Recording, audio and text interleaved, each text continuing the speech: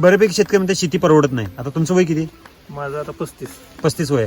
तरुण वर्ग तर शेतीकडे वळायला मागत नाही. नकोच म्हणतोय. शेती म्हणलं तर नको रे बाबा. का बरं? केमिकल वर केला की त्याला ती नाहीच नकोच वाटणार.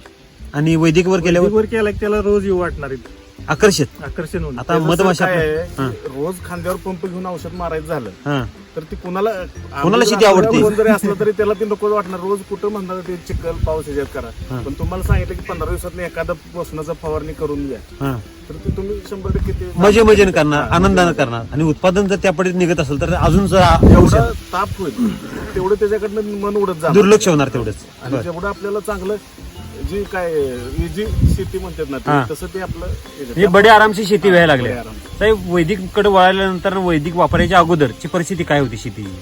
वैदिक वापरायच्या अगोदर काय प्लॉट असं वातावरण बदललं की प्लॉट बदलायचा. प्लॉट बदलायचा म्हणजे काय तर रोग यायचा, काय तर किडी यायची, हा हे सोडूनच द्यायचा म्हणा प्लॉट. काय तर व्हायचं. बर. आता जो प्रश्न वापरतोय हा तेव्हापासून आता हे बघताय तुम्ही. म्हणजे आता अगोदर शेती फायद्याची होती का? अगोदर फायद्याची कशी वातावरण बदललं की प्लॉट सोडून संपला. द्यायचा.